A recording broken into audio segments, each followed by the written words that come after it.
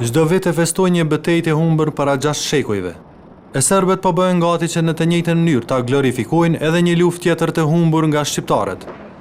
Disfatën nga ushtria çlirimtare e Kosovës në koshare e pranojnë edhe vetë pjesëmarrësit e ushtrisë serbe gjatë luftimeve. Por kjo nuk po i pengon ata që për këtë humbje të krijojnë edhe një film.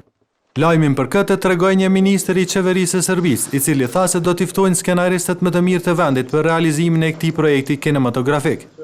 Bile Aleksandar Vulin tha se me këtë dëshirojnë të tregojnë heroizmin e ushtarëve serb në atë betejë.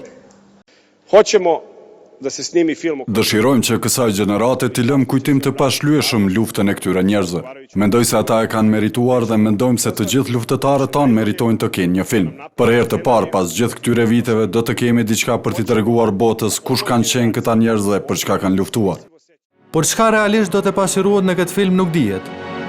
E një iniciative tillë e Serbisë që të bëhet një film për betejën e Kosharës, sipas një pjesëmarrësit të saj nga radhat e UÇK-s, bëhet vetëm për të arsyetuar humbjen që besoi ushtria serbe nga ushtarët shqiptar. Ka mësuar humbje marramendse në betejën e Kosharës. Sot e kësaj dite kërkohen llogaridhënie, kërkohet nga strukturat komanduese dhe udhëheqësit kohës, se pse humben ata njerëz, pse vrohen gjithë ata ushtarë, ata luftarë. Hadergjona i thot se ish ushtria jugoslave besoi humbjet e mëdha në këto luftime. Prandaj beson se portretizimi i një fitorie në film do të ishte thjesht absurde.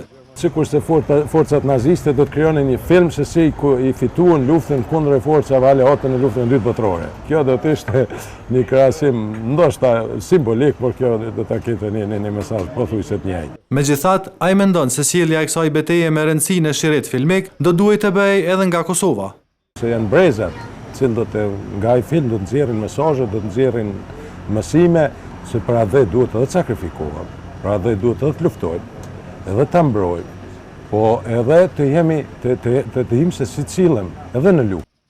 Pas kësaj, Hadergjona i mendon se përmes projekteve të tilla, sa do të kushtueshme që janë, do të tregohet se lufta e UÇK-s ishte e drejtë, e pastër dhe çlirimtare dhe nuk synonte pushtimin e tokave të askujt.